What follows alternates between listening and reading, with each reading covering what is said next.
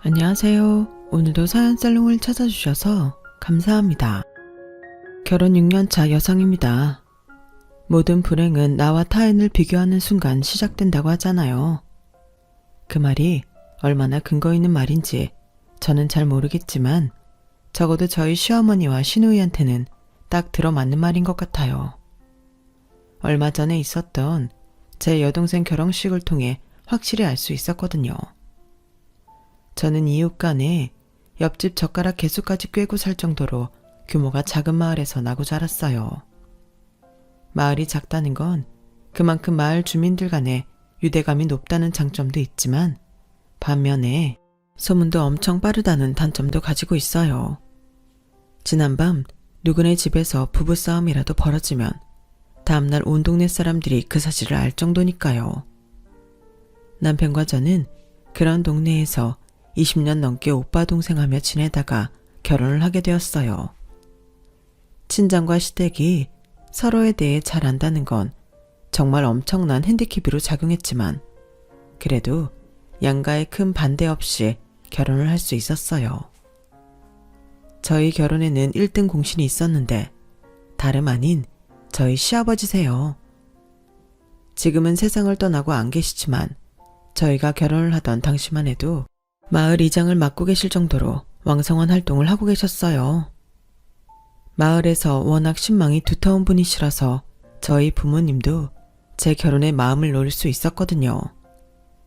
하지만 저희가 결혼한 지 2년 만에 아버님이 갑작스런 사고로 세상을 떠나시자 상황은 급변하고 말았어요. 발단은 공석으로 남은 마을 이장 자리였죠. 저희 시어머니는 이장 자리를 당신이 이어받고 싶어 하셨어요. 하지만 반대하는 목소리가 높아서 뜻을 이루지 못하셨죠. 그러던 참에 하필 저희 아빠가 주민투표를 통해 차기 이장으로 선출이 되었고 그로 인해 이장 자리를 놓친 어머님의 분노는 저희 친정으로 향하게 되었어요. 애초에 지들이 해먹으려고 헛소문을 퍼뜨린 게지. 그러지 않고서야 마을 주민들이 나를 반대할 이유가 있냐고. 내 남편이 장장 11년 동안이나 이장 자리에 있었는데 마을 일 돌아가는 사정을 누가 제일 잘 알겠어? 바로 나, 오금순이 아니겠냐고. 그런데도 이장을 새로 뽑아야 한다고 그 난리들을 쳐? 딱 봐도 해숙이 그년이 입 털고 다닌 거야. 내 남편 자리 뺏어서 지 남편 입에 쳐넣어주려고. 여기서 해숙이는 바로 저희 엄마예요. 시어머니와는 동갑내기 친구로 국민학교부터 고등학교까지 함께 지내온 사이죠. 시어머니의 억측은 입에서 입을 거치는 동안 살이 붙어서 마치 저희 부모님이 처음부터 이장 자리를 노리고 모든 일을 꾸민 것처럼 변해버렸어요. 그게 어느 정도로 무시무시하게 살이 붙었냐면요. 아버님의 갑작스런 죽음에 저희 부모님이 무관하지 않다. 아버님이 돌아가시자마자 장례식에서부터 저희 부모님이 차기 이장 자리를 노리고 사람들을 포섭하기 시작했다. 누군가 돈이 오가는 현장도 목격했다더라. 등등 터무니없는 말들이 난무했어요. 당연히 그 소문을 들은 저희 엄마가 가만히 계실 리 없었죠. 오금순 인연이 미쳤나? 어디서 그런 말도 안 되는 소리를 해. 그깟 이장 자리 하나 때문에 우리를 살인자로 몰아? 이 썩을 년 내가 가만 두나 봐. 엄마, 우리 시어머니가 그 소문을 냈다는 증거도 없잖아. 그저 뜬 소문일 뿐이야. 화부터 내지 말고 일단 어머님이랑 만나서 대화로 풀어. 됐어. 내가 그년 성격을 몰라. 어릴 때부터 지가 못 가지면 발로 짓밟아서라도 남도 못 가지게 망가뜨리는 게 네 시애미 성격이다. 그 더러운 성질머리를 여태 못 고치고 아직도 그러고 살다니. 나이를 헛먹었지. 내 이번엔 그놈의 새치열을 가만 안 둬. 결국 저희 엄마는 씩씩대며 시댁으로 달려갔고 그날 두 어머님은 서로의 머리채를 잡고 한참을 싸우셨어요. 조용하던 마을에 벌어진 사돈간의 싸움은 동네 사람들에겐 재미난 볼거리였어요. 말로는 그만두라고 하면서도 흥미진진하게 싸움을 지켜보더라고요. 사람이 참 잔인하다는 걸 그때 알았죠. 뒤늦게 소식을 전해 듣고 달려온 저희 아빠가 두 어머니 사이를 갈라놓았지만 그런다고 싸움을 멈출 분들이 아니었어요. 오히려 저희 아빠까지 머리채를 잡히고 온몸에 생채기만 날 뿐이었죠. 그날의 싸움은 근무 중에 소식을 듣고 읍내에서 불이 나게 달려온 제 남편의 중재로 끝이 났지만 이후로도 두 어머님들은 만날 때마다 으르렁대셨어요. 그리고 그 사이에 낀 저와 제 남편의 집중 공격에 타깃이 되었죠. 어머님은 저를 볼 때마다 저희 엄마한테 쌓인 감정을 제게 표출하셨고 그렇게 사위를 아끼던 저희 엄마 역시 제 남편한테 화풀이를 하셨으니까요. 자네도 우리가 자네 아버지 죽음에 관련이 있다고 생각하나? 그런 거면 솔직하게 그렇다고 얘기를 해. 자네 엄마처럼 뒤에서 말도 안 되는 헛소문이나 퍼뜨리지 말고. 장모님, 그게 무슨 말씀이세요? 그건 그저 사고였어요. 잘못이라면 졸음운전한 덤프트럭 기사 탓이지. 그게 왜 장인 장모님 탓입니까? 아무도 장인 장모님 탓으로 생각하는 사람 없어요. 저희 어머니 말 때문에 언짢으시다면 제가 대신 사과드릴게요. 죄송해요, 장모님. 그 말에 저희 엄마는 방바닥에 주저앉아 대성통곡을 하셨죠. 내가 억울해서 살 수가 없어. 살다 살인운명까지 쓰게 될 줄 누가 알았겠냐고. 그까지 지장자리가 뭐라고 사람을 이렇게 비참하게 만드는지. 내 억울해서 내가 내 명예 못 죽겠네. 아니 땐 굴뚝에 연기 나겠냐고 한다지만 이럴 때 보면 가능한 것도 같더군요. 한바탕 소란으로 동네가 시끄러워지자 저희 아빠는 마을회관에 사람들을 모아놓고 이장자리에서 물러나겠다고 하셨어요. 이 깎게 뭐라고 사돈간에 척을 지고 살아야 된답니까? 나 이딴 거 안 할랍니다. 이장이니 뭐니 안 해도 지금까지 잘만 살아왔어요. 나 이런 감투에 연연하지 않습니다. 그러니 하겠다는 사람한테 주시고 더는 나 괴롭히지 마세요. 아빠의 폭탄 선언에 마을 사람들은 아빠를 달래기에 여념이 없었어요. 하지만 이미 이장 자리에서 마음이 떠난 아빠는 한사코 거절을 하셨죠. 그 소식을 접한 시어머니는 이제야 당신이 제자리를 찾게 됐다고 생각하셨던 모양이에요. 저희 아빠가 이장 자리에서 물러난 바로 다음 날부터 온 동네를 휘저으며 이장 노릇을 하기 시작했거든요. 하지만 저희 아빠만 밀어내면 자기 차지가 될 줄 알았던 이장 자리는 끝내 어머님한테 돌아가지 않았어요.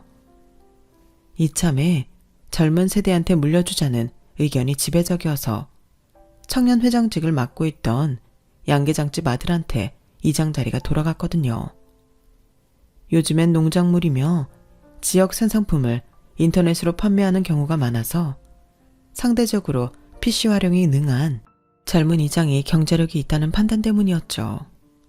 물론 중차대한 마을 일은 젊은 친구한테 맡기는 건 불안하다는 의견도 소수 있었지만 결국은 대부분의 주민들이 마을의 변화에 힘을 실어주었어요.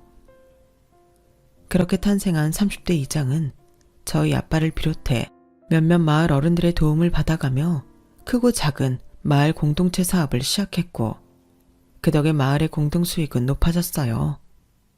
당연히 주민들의 호응은 엄청났죠. 딱 한 사람, 저희 시어머니만 빼고요. 어린 놈이 나이 든 노인들 혼을 쏙 빼놨니 그려. 근데 그 수익이 제대로 분배되는 건 맞아? 다들 컴퓨터엔 까막눈들인데 젊은 이장이 어디서 얼마나 빼쳐먹는지 알 게 뭐냐고. 요즘 젊은 애들이 지한테 이득도 없는데 발벗고 나서는 거 봤어? 난 의심해봐야 된다고 생각해. 이장 자리를 뺏긴 것에 앙심을 품고 있던 어머님은 사람들을 만날 때마다 은근히 젊은 이장을 까대기 시작했어요. 처음엔 그러려니 하고 한 귀로 흘리던 사람들도 시간이 지남에 따라 판매 수익이 높고 낮은 집이 구분되면서 조금씩 불만을 터뜨리기 시작했고 그중 몇몇이 저희 어머님 쪽에 붙기 시작했죠. 젊은 이장이 사업을 시작할 때마다 트집을 잡고 강짜를 놓기 시작했어요. 그 바람에 사업 진행이 어려워진 젊은 이장은 저희 아빠를 찾아와 하소연을 하곤 했죠. 아저씨, 저 정말 미치겠어요. 상철이 형 어머님은 왜 그렇게 저를 못 잡아먹어서 안달이래요. 뭔 일만 할라치면 사람들 끌고 와선 트집부터 잡는데 뭔 일을 할 수 없을 정도예요.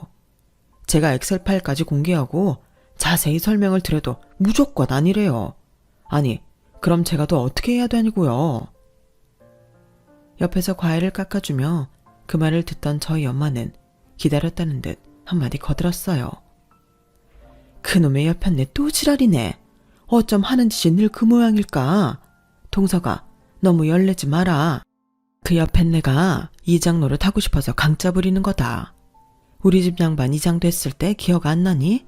우리를 지 남편 잡아먹은 살인자로 둔갑시킨 여자야 그 여자가.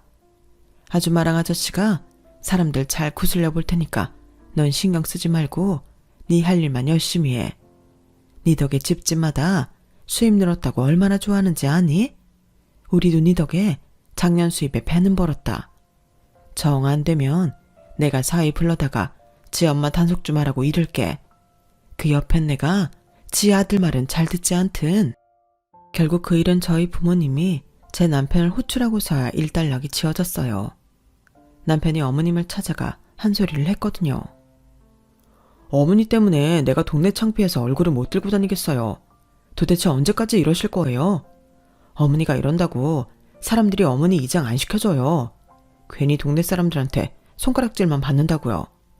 이 작은 동네에 소문은 또 얼마나 빠른지 어머니도 잘 아시죠? 벌써부터 대직장까지 어머니 소문이 파다해요. 이장 자리 뺏으려고 신임 이장마다 엿먹인다고 다들 말들이 많다고요. 이대로라면 저 창피해서 조합에서 일 못해요. 이참에 회사 그만두고 저도 농사나 지을까요? 그게 어머니 소원이라면 그렇게 해드릴게요. 아니, 내가 뭘 어쨌다고 그러니? 그리고 그 어렵게 들어간 회사를 왜 그만둬? 내가 너 농사 안 짓게 하려고 얼마나 뒷바라지를 했는데 왜 회사를 그만둬? 안 된다. 넌 넥타이 매고 회사 다녀야 돼. 농사는 절대 안 돼. 그럼 약속하세요. 앞으로 마을 일에 절대 관여 않고 참견도 안 한다고요. 약속하실 수 있어요. 지금 이 자리에서 약속 안 하시면 저도 어머니 소원 못 들어드려요.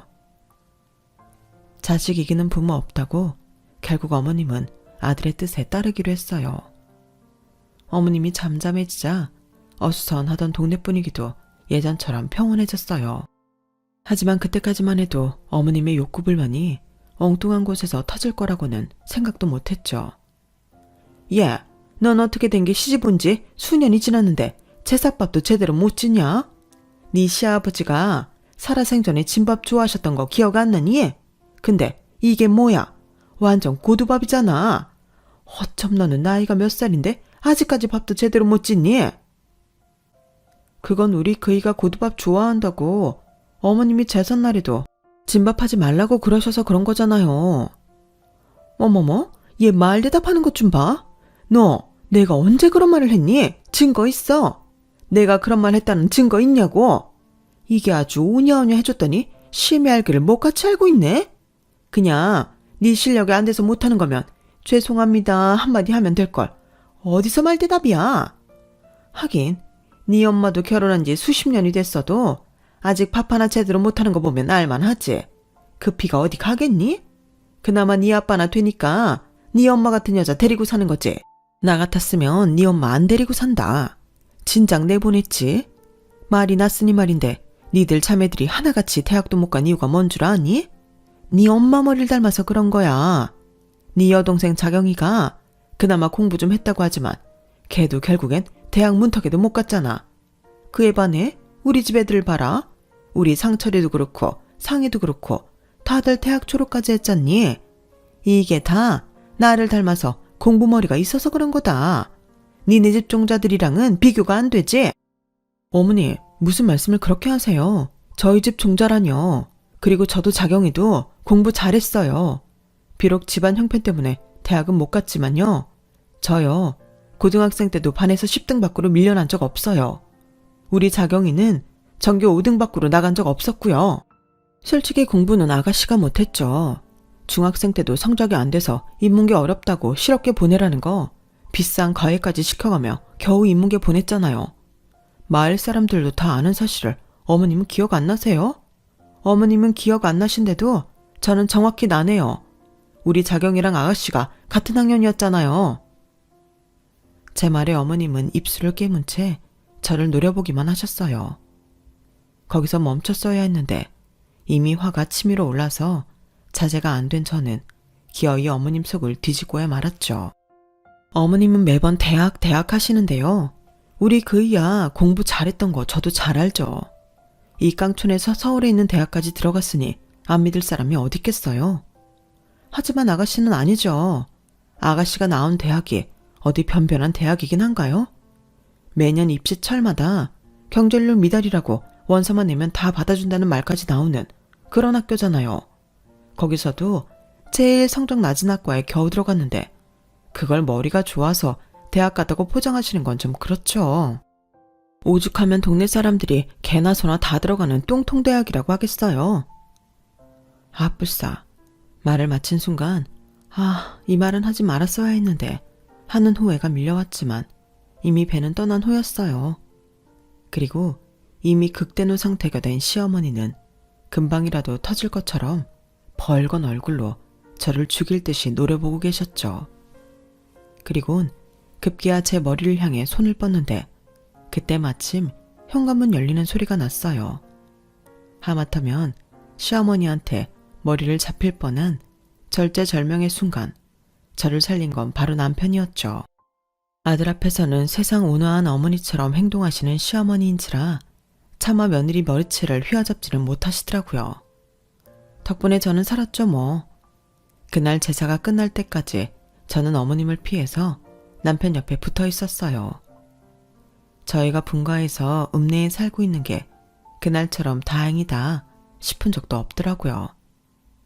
그러던 어느 날이었어요. 딸아이 하원을 시키고 막 집에 들어왔는데 엄마가 전화를 했더라고요. 화가 단단히 나셨는지 입술을 벌벌 떨면서 말씀하시는 게 수화기 너머로 전해질 정도였죠. 세상에, 내가 억울해서 살 수가 없다. 아니 그놈의 옆에 내가 우리 집안에 무슨 억하심정이 있길래 혼인 앞둔 우리 자경이를 두고 그런 개소리를 퍼뜨린다니. 아우 억울해. 아우 속 터져. 엄마, 무슨 일인지 천천히 설명 좀 해봐. 우리 시어머니가 또 무슨 짓을 했길래 그래? 왜? 자경이 결혼하는 거 가지고 또 뭐라고 했어? 도대체 뭐라고 했길래 그러냐고. 글쎄, 우리 자경이가 돈 때문에 위장 결혼하는 거란다. 김서방이 자경이한테 약점이 잡혀서 그 때문에 어거지로 결혼하는 거래. 이게 말이 되는 소리냐? 제 여동생이 4년간 사귀어온 남자랑 결혼 이야기가 나온 건 지난 봄이었어요. 그때는 그저 제 짝 찾아서 결혼하는가 보다 생각했는데 지난달인가 여동생이 그러더라고요. 예비 신랑이 돈 좀 있는 사람이라서 신혼집을 강남에 있는 유명 빌라에 마련했다고요. 저희야 뭐 강남이나 그 외의 서울 집값이 먼 나라 얘기처럼 들리는 사람들이라 비싸면 얼마나 비싸길래 그러나 했는데 정말 억소리가 절로 나올 정도라고요. 아니, 젊은 사람이 먼 돈이 있어서 그런 집을 마련했나 했더니 자산이 60억이 넘는다는 거예요. 대학을 중퇴하고 사업을 시작해서 돈을 꽤 벌었다고 하더군요. 그 말을 들은 엄마는 주변 사람들한테 자랑을 했고 그 얘기는 금세 저희 시어머니 귀에까지 들어가게 된 거죠. 안 그래도 저희 집에 감정이 안 좋았던 시어머니가 그걸 보고 가만히 있을 리가 없었어요. 돈 들여 대학 공부까지 시킨 자기 딸은 26이 되도록 취직도 못하고 방구석에서 빈둥거리는데 대학도 못 나온 제 동생이 부자한테 시집을 간다고 하니 속이 좀 꼬였겠어요. 그래선 동네방네 거짓 소문을 퍼뜨린 거였죠. 제 동생이랑 예비 신랑이 만난 장소가 룸사롱이었다거나 남녀가 거기서 만날 일이 뭐가 있겠느냐. 서울에서 조신하게 직장생활을 한다던 제 동생이 룸사롱에서 일했던 게 아니겠냐는 말도 안 되는 추측부터 제 동생이 남자 쪽 치부를 감춰주는 대가로 1년간 위장 결혼을 하기로 한 거라는 둥, 1년 뒤 이혼할 때 1억을 받기로 했다는 세세한 내용까지 모르는 사람이 들으면 믿고도 남을 스토리였어요. 둘째 딸 결혼을 앞둔 엄마가 그 소문을 듣고는 얼마나 기가 막혔겠어요. 안 그래도 공부 잘하는 딸을 집안 형편 때문에 대학도 못 보낸 것도 미안한 판에 이런 말도 안 되는 소문에 휘말리게 했으니 말이에요. 내가 못 산다 못 살아. 그놈의 여편네 때문에 내가 내 명에 못 죽지. 하다 이제는 자식 혼사까지 망치려고 들다니. 이게 자식 가진 사람이 할 짓이냐고. 내 이놈의 여편네 이번엔 가만히 안 둔다. 가서 입을 찢어놓든 혀를 뽑아버리든 무슨 수를 써야지 안 되겠다. 전화를 받고 친정에 달려가 보니 자리 보전하고 누워있던 엄마는 불쑥불쑥 화가 치밀어 오르는지 한 번씩 벌떡벌떡 일어나 시어머니를 잡으러 간다고 난동을 부리셨어요. 그러자 지금까지 표정 변화 없이 무표정으로 앉아 계시던 아빠가 벌떡 일어나 뛰쳐나가셨어요. 예, 네 아빠 잡아라. 네 아빠 이러다 사고친다. 저 양반 화나면 물불 안 가리는 사람이잖니. 어서 가서 잡어. 지금껏 시어머니를 죽이니 살리니 했던 엄마는 오히려 저희 아빠가 사고칠 걸 염려에 제 등을 떠미셨어요. 저희 아빠는 평소 수더분하고 사람 좋기로 유명하신 분이시긴 한데 한번 화가 나면 정말 무서운 분이시거든요. 모르긴 해도 이대로 저희 시댁에 달려간다면 분명 큰 사고가 날 게 뻔했어요. 그래서 얼른 시어머니한테 대문 잠그라고 전화를 했죠. 그랬더니 시어머니가 콧방귀를 뀌곤 전화를 끊으시더라고요. 그래서 남편한테 전화해 상황 전달을 했어요. 저 대신 어머님께 잘 좀 말해보라고요. 제 말은 안 믿어도 당신 아들 말은 믿겠지 싶었어요. 그리곤 시댁으로 달려갔는데 이미 철 대문이 박살이 나 있더라고요. 남편 전화를 받고 시어머니가 현관문을 잠궜는지 아빠는 현관문을 흔들며 문 열으라고 소리를 지르고 계셨어요. 금순이 너 당장 이 문 안 열어? 내일 모레면 환갑인 것이 여태껏 거짓말하던 버릇 못 버리고 금쪽 같은 내 새끼 혼사끼리 극탕물을 뿌려? 네 년이 봤냐? 내 딸이 술집 나가는 거? 내 딸이 남자 약점 잡아서 결혼 협박하는 거 네 눈으로 봤냐고. 너도 딸 자식 키우고 사는 입장이면서 다른 것도 아니고 남의 자식한테 어떻게 이런 말도 안 되는 헛소문을 붙이느냐고. 문 열어. 어서 문 열어. 네 그 더러운 새치어 때문에 내 마누라 눈에서 눈물이 마를 날이 없어. 우리가 왜 너 때문에 이 고통을 받고 살아야 하냐고. 그동안 돌아가신 만석 형님 생각해서 꾹 참았다만 내 더는 못 참겠다. 이참에 네 그 못된 버릇 고치기 위해서라도 법적으로 확실히 대응할 테니까 이번엔 대충 넘어갈 생각 말아라. 끝까지 네가 문을 안 연다면 좋다. 내가 아주 망치로 부숴버릴라니까. 셋 때까지 문 안 열면 문 부숴버릴 테니까 알아서 해라. 하나, 둘, 셋. 마지막 구령이 떨어지기가 무섭게 시댁 현관문이 열렸어요. 그리고는 그 틈으로 겁에 잔뜩 질린 시어머니가 파리처럼 양손을 비비며 나오더군요. 오빠, 내가 잘못했어요. 한 번만 용서해줘요.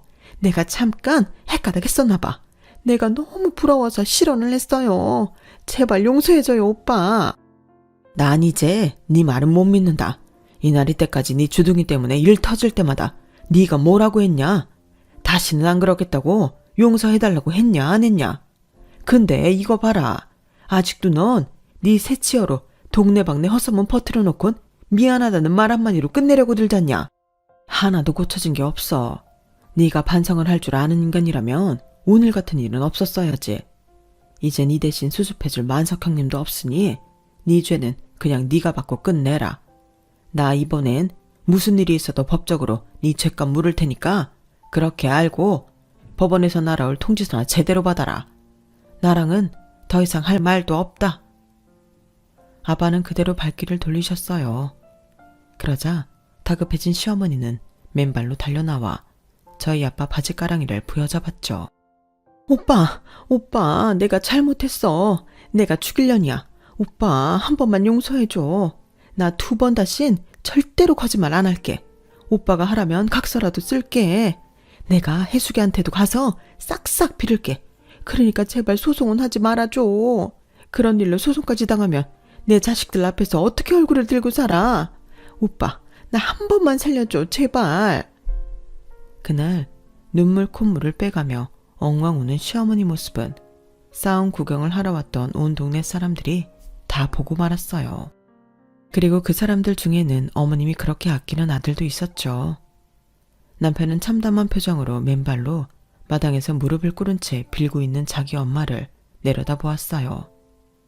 그 모습을 목격한 저희 아빠는 깊은 한숨을 쉬시고는 집으로 돌아가셨죠. 어머님의 걱정과 달리 아빠는 소송은 걸지 않았어요. 자식 앞에서 그런 수모까지 겪었는데 그보다 더 큰 벌이 어디 있겠냐면서 말이죠.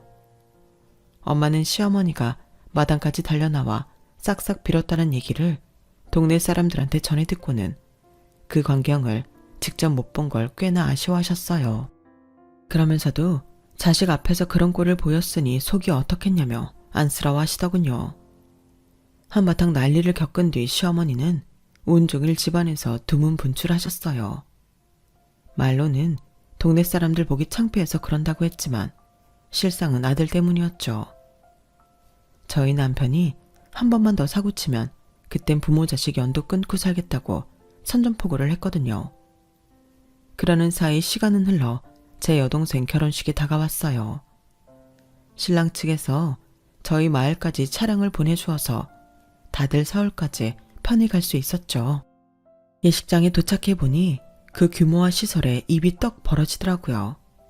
식장 안은 마치 숲속에 온 것처럼 천장에서부터 잎이 풍성한 나뭇가지와 꽃나무가지가 길게 늘어져 내려 있더라고요.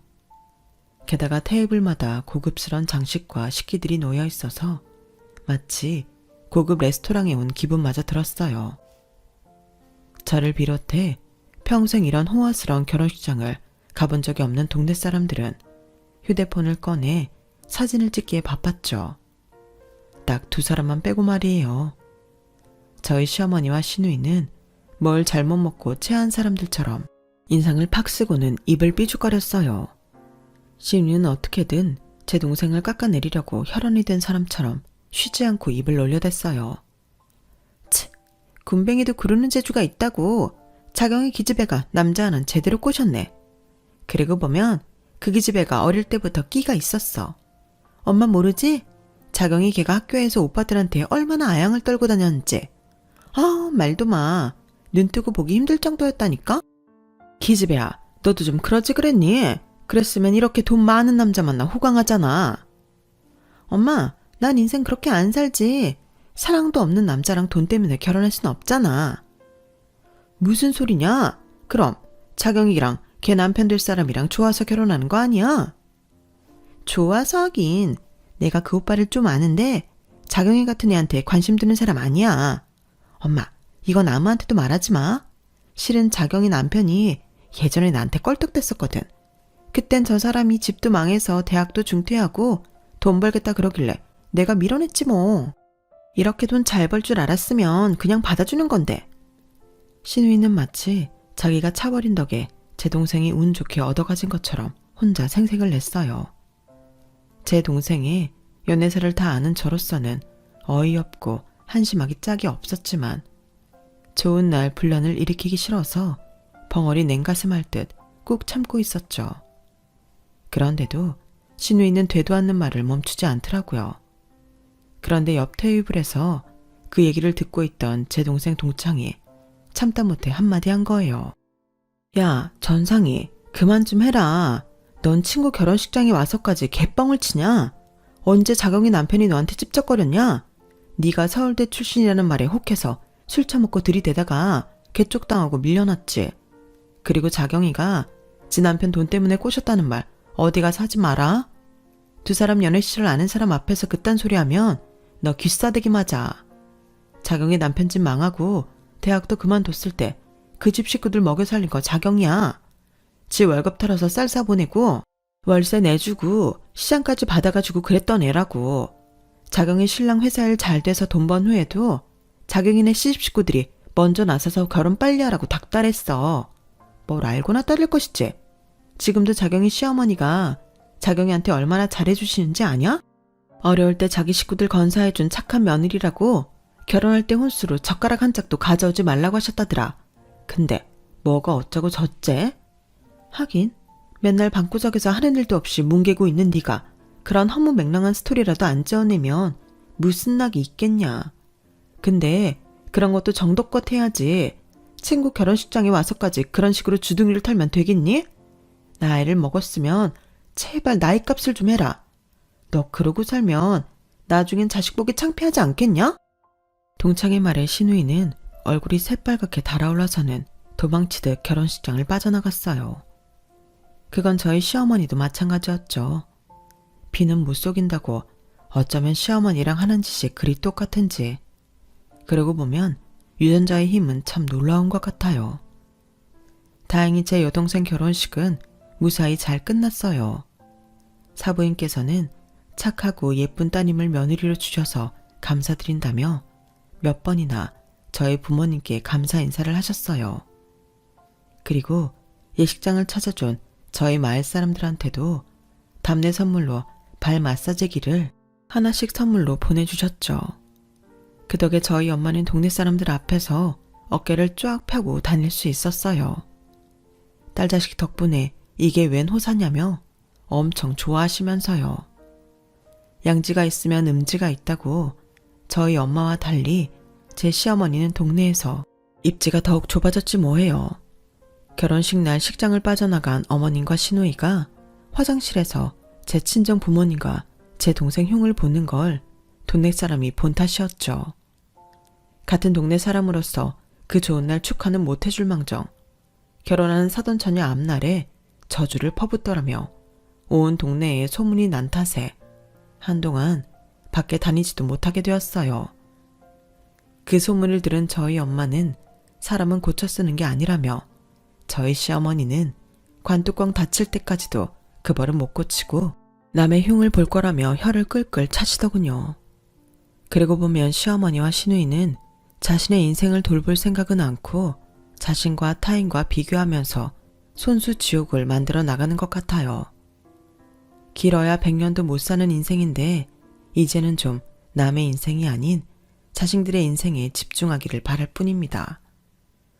지금까지 제 사연을 들어주셔서 감사합니다. 들어주신 분들 사랑하는 가족들과 행복하세요. 여러분, 사연 댓글의 응원과 현명한 조언 부탁드려요. 좋아요와 구독은 저에게 큰 힘이 됩니다. 오늘도 좋은 일 가득하세요.